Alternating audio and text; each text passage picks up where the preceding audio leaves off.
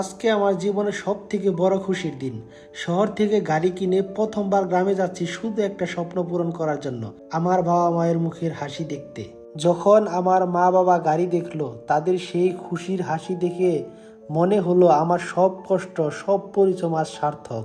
আজ আমার স্বপ্নের চেয়েও বড় উপহার তাদেরকে দিতে পারলাম। শুধু একটা গাড়ি নয়, এটা তাদের জন্য গর্বের মুহূর্ত। আমার শৈশবের সেই গ্রাম্য রাস্তা, আজ বাবা মাকে নিয়ে সেই রাস্তায় ঘুরছি নিজের গাড়িতে। এটা এক অন্যরকম অনুভূতি।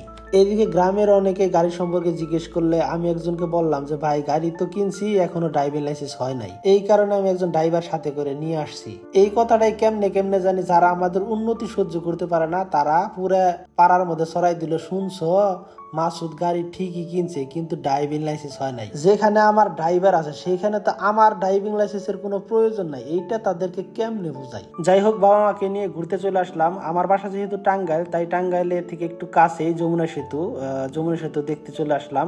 বাবা মার সাথে এইভাবে অনেকদিন পরে ঘুরতে আসাটা আসলে অনেকটা আনন্দের। অনেক ঘোরাঘুরির পরে চলে আসলাম রেস্টুরেন্টে হালকা নাস্তা করার জন্য। সব আইটেম এখনো আসে নাই, তাই আমরা অপেক্ষা করছি। অনেকদিন পর এইভাবে একসাথে বাইরে বাবা মার সাথে খাচ্ছি। বাবা মায়ের এই খুশি আমার জীবনের সবথেকে বড় অর্জন। বাবা মা কষ্ট করে পড়ালেখা করিয়ে মানুষের মতো মানুষ করছিল বিদায় আজকে আমরা এত সফল হইতে পারছি। সবাই আমাদের জন্য দোয়া করবেন। Thank you so much.